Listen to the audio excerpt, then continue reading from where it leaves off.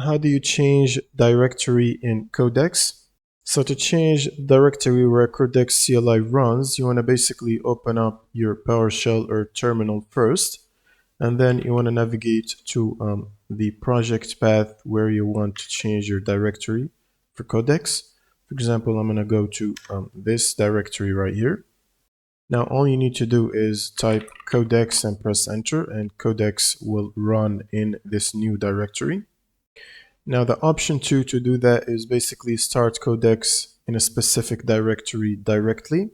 So you can open up your PowerShell and run the following command, which is codex space -c space and then basically the path to the new directory. For example, I'm going to copy it and type it between